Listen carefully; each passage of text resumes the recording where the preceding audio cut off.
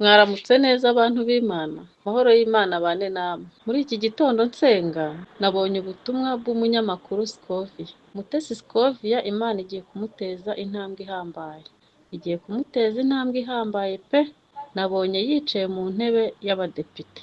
Ibisigaye iyo ntebe ni icyubahiro mw'abantu makikacika agiye kuba umuyobozi uko bivuga ati mena amen vuga mena cyane agiye kuba umudepite sha gena nikanzemo ndavuga ariko se bishoboka bite ko umuntu nka Scovia dukunda ufite ibitekerezo bizima yatekereza kano kantu muri ubu buryo rero ako kantu agatekereza akantu ko kubogama kandi aka kantu nabonye agakora mu buryo bwo kugira ngo yigarurire imitima y'abakunzi babo bantu Yona Imana yamuhaye ubuhanuzi yamuhaye ubutumwa kutigenda umvugire yuko Scovia ngiye kumuteza intambwe Yona Imana imubwiye ati gitarushishi ugenda umbwirira abantu baho ko nibatava mu byaha ndi bubarimbure rufi runini rutarumumira Imana imugumisha mu nda y'ifi misi Slim Jesus. Yes, reka mbahereze ikaze bakunzi bacu mbasuye mbifurize kugubwa neza aho muri mwese Imana n'imande zitandukanye z'igihugu ni Slim Jesus TV ndetse na Laila Wizisho. Laila umeze ute?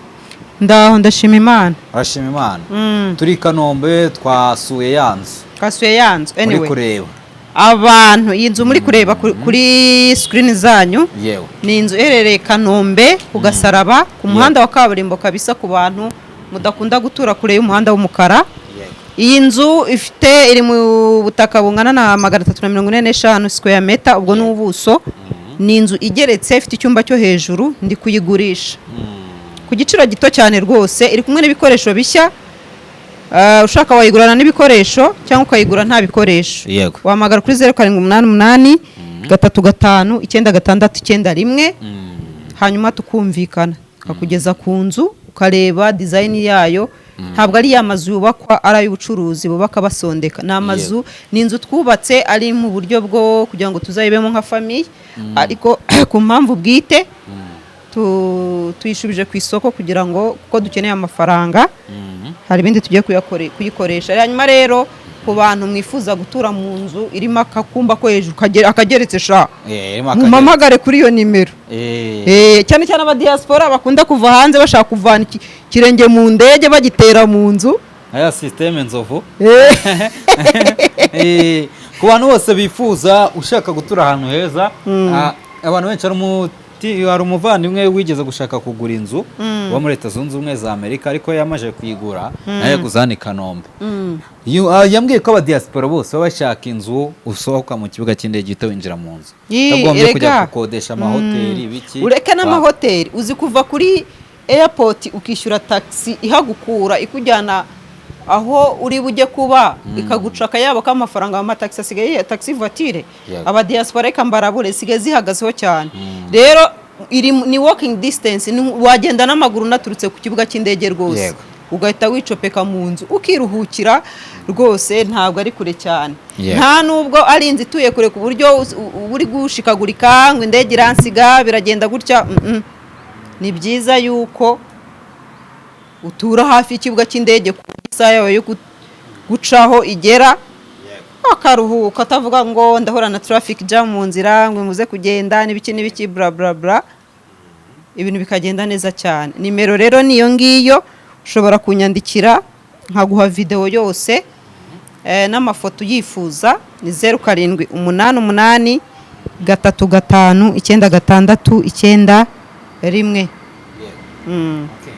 twitangirire ikiganiro cyacu wabonye ubuhanuzi bwiriwe i Rwanda we mama ndare hano umvije iyo ndirimbo ukibaza ngo nsindarari Rwanda soko aririmba ryugo musi tugiye kurari Rwanda tubonye inkuru nziza ku munyamakuru Scovia Mutesi Scovia buri ubuhanuzi nibuza bukubwira ibyiza uzabusengere n'abagukunda bagusengere tubonye rero ubuhanuzi bwa Mutesi Scovia ni umuntu wabucishije kuri TikTok nagiye kubona mbona aka video kanguyeho kamwiyumvire mwaramutse neza abantu b'Imana amahoro y'Imana bane namwe muri iki gitondo nsenga nabonye ubutumwa bw'umunyamakuru Scovia Mutesi Scovia Imana igiye kumuteza intambwe ihambaye igiye kumuteza intambwe ihambaye pe nabonye yicaye mu ntebe y'abadepite ibisigaye Imana iduhana umugisha.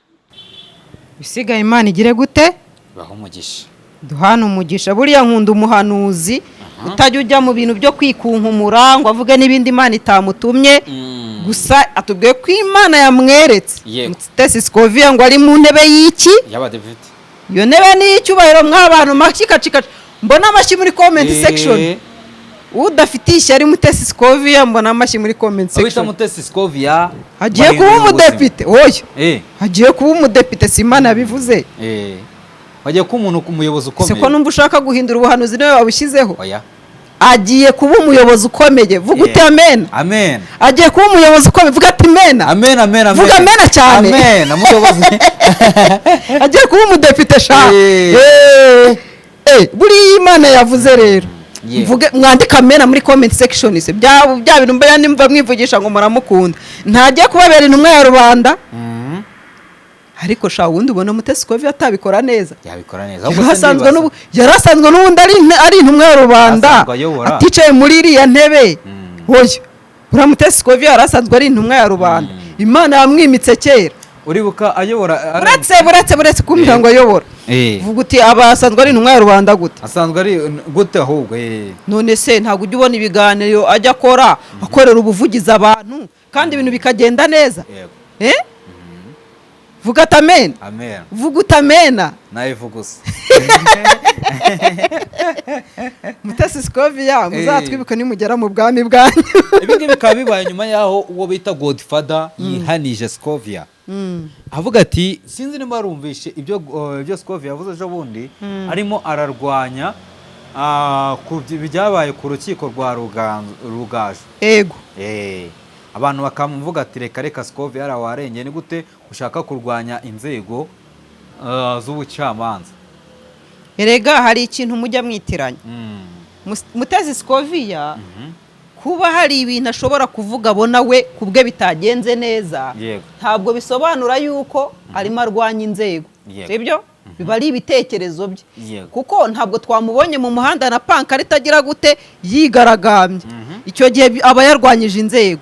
Ariko kuvuga ibitekerezo byawe nkawe nk'umunyamakuru nk'umu-influencer ngira ngo dufite right of speech hano mu Rwanda. Nta muntu banigana ijambo ejo mutazatuma bavuga yuko babubuza kuvuga. Sibyo? Kuba yavuga ibitekerezo bye ko yabonye ko ibintu bitagenze neza ntabwo ari ikosa. Byaba ikibazo aramutse afashe pankarita akajya ku rukiko n'amadeba akavuza uti cyangwa se n'ingoma ati ndamaganye ndabyanze. Icyo gihe yabarwanyije inzego. Sibyo? Yaba yigaragambije kandi nabwo yigaragambije abisaba uburenganzira bakabimu. Ariko bikavuga ko uyu nguyu Scovia biriya yakoze bibangamira ubwo biyangamira imyumvire y'abantu. Imyumvire y'abantu se Scovia ashinzwe guturisha imyumvire. Oya none se kuko abantu n'ubundi bafite imyumvire itandukanye. Scovia ni umwe mu bantu bakurikirana. Reka mbanze nongera nyine buno buhanuzi tanjijisha abantu bakibagirwa ibyo twari turi. Ukina nane no kukuyobya. Oya none se ngewe se ubwo se ko mbuza ahantu bugiye ngubu uretse. Mwaramutse neza abantu b'Imana. Mahoro y'Imana bane namwe. Muri iki gitondo nsenga nabonye ubutumwa bw'umunyamakuru Scovia. Mutesi Scovia Imana igiye kumuteza intambwe ihambaye. Igiye kumuteza intambwe ihambaye pe.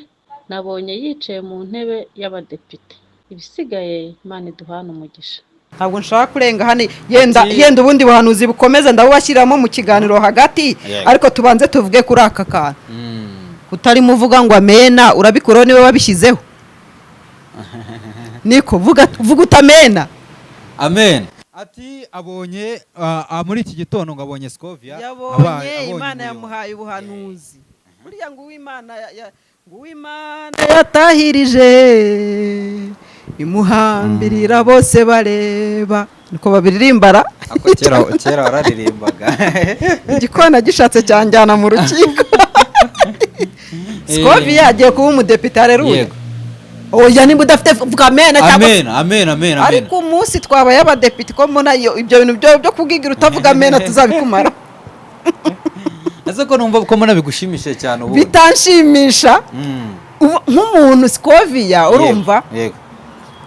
utarya indimi urumva utagira ibintu atinya ngo afefe kace ku ruhande ngo ntiteranya ngo n'uyu ngo urabona ngo Slim Jesus ni inshuti yanjye Scovia nubwo waba uri inshuti ye magara yakadasohoka iyo abona utagenda uca ku ruhande agushikigira hano rero umuntu nk'uwo ngo jewe ngendana nawe ko sinkunda umuntu ufefeka ibaza umuntu utwara ibintu atyo ataraba intumwa ya rubanda ibaza noneho iyo abaye intumwa ya rubanda aho ibintu bitagenda neza agira ate abigenda neza agiye kuba umudepite areruya turaza kwizezwa ngo yavuga amena utari kuvuga amena ufite ishyari amen ngo turaza kwizeza utangiye gushaka proof urashaka kujya gushaka justification ku Mana se ariko ngomba ko uyu muntu yavuganye n'Imana wowe yavuganye nande ari kubona ubuhanuzi turabwizezwa n'iki turabwizeza ko ari Imana yabuvuze abahanuzi babaye benshi abahanuzi babaye benshi ibyo yahanura byose apfa kuba atahanuye ko agiye gupfa yahanuye ko agiye kubona ibyiza tubyikiriza amena si byose buriya ngo ubuhanuzi bya ntabwo ari ikigare hoyo ese undi nashimishwa ngiye nagiye kwa kwishi amen uzi icyo rivuga ese nkategeka oya amen iryo jambo uzi icyo bivuga ngo bibe bityo birasobanura ngo nimba umuntu avuze ngo yabonye yicaye ku ntebe y'abadepite bibe bityo tubimwifurize ngiye na yamubata muba nta kintu byamara nese ko ari Scovia umubaye njye umubaye rifeke nta kintu byakumarira se kuvuga mena oya iyo ugize umuyobozi mwiza umuyobozi muzima ntabwo ari inyungu zawe nk'umuturage ni inyungu zanjye none se gute ntacyo bikumariye naguma hariya nese hari habaye iki naguma hariya musa kandi Imana ishaka kumuzamura mu ntera naguma hariya ariko uri umugome Imana se yabanje kazamura uwo muhanuzi mwandike muri comment section amen arata mwandike muri comment section mwandike ngo bibe bityo abantu mushyigikiye ko abantu mushyigikiye ubu buhanuzi wari ukimbwira rero ngo Godfather ngo yiyamye Scovia nkande ngo atiki yaramwiyamye ati we Scovia ukunda kuza ukagumura abantu guteze ibyo turaza gukurikiza ku bibazo bimaze iminsi biba hagiye haba inkiko zitandukanye haba urukiko rw'uwo bita buri kantu ibyo Scovia yavuze warabyumvishe yego haba urukiko rwa gafaranga ibyo Scovia yavuze warabyumvishe ndetse kandi n'ejo bundi kuri ba Rugaje nabwo arongera kuki akunda kugaragara mu nkuru ariko nanone akagaragara arimo asa nk'urwanya urukiko abagamije cyane ati Scovia ukunda gutwika ariko nawe uzageza igihe bigukoreho Scovia ngewe uburyo namubonyemo anyihanganira iki kintu nyivuge ntabwo ngiye kugira ishyari nka bagenzi banjye urumva batari buze kwandika amena kandi bibareba yego pe mwifuriza ko yaba yanica no kuri iyo ntebe kuko yicayeho ntekereza ko ntacyo naba mpombye nk'umuturage ntekereza ko hari ibyo nakunguka kuko ugize umuyobozi Scovia mubonamo nk'umuyobozi muzima ariko ku rundi ruhande nk'umuntu ntibikuraho yuko ari perfect 100%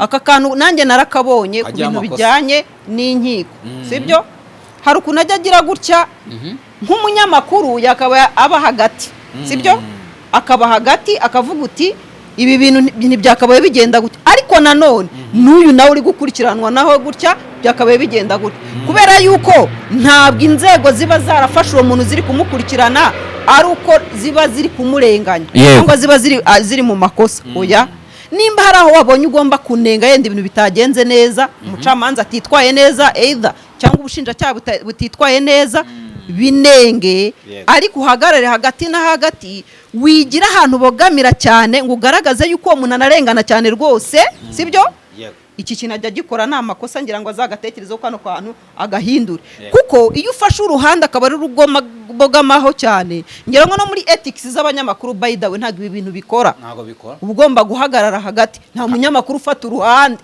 sibyo uhagarariye abanyamakuru nta munyamakuru nk'ibyo uduhagarariye ajya akora se uyu reka wese wakugura ibyo ngibyo se niwe ukuyobora arakuyobora mu rwego ariko ntabwo akuyobora mu mitekerereze si byo se kuba umuntu akuyobora mu rwego mu mwanya arimo ntabwo akuyobora mu mitekerereze kuko ibyo wakora nkawe nk'umunyamakuru wabikora nkawe sibyo wanabibazwa nkawe ntabwo wajya kuvuga ngo ni icyitegererezo nafatiye kunkurikirana ngo cyangwa ukuyobora se ko afite ibyo atekereza nawe ukagira ibyo utekereza ubwonko bwe nibwo ukoresha ariko se nimba umuntu ahagarara abanyamakuru akaba afata uruhande nanone uwo ni umuntu nyine, niyo mpamvu nari kukubwira ngo Scovia ni umuntu afite ibitekerezo byiza, yaba n'umuyobozi mwiza pe, ariko nk'umuntu ntabwo ari perfect 100%, ntabwo nyine yabanyura mu bintu byose. Hari aka kantu ntekereza ko nimba abantu bose bakamunenga azicara agatekerezeho, kuko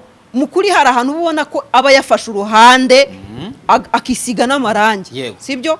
Kandi agafata uruhande, ubona urundi ruhande rugaragaza nk'umunyamakosa, nk'umunyamafuti, urundi ruhande rugaragaza nk'abantu bakoze ibintu bitari byo, ko nibyo bari gukora rwose ari amakuru. Jewe natunguwe no kubona ari kuvuga ngo urukiko nirwo ruri gusenyera agafaranga. Oya, ntabwo urukiko ariho, yavuze urukiko cyangwa umushinjacyaha, yavuze urukiko.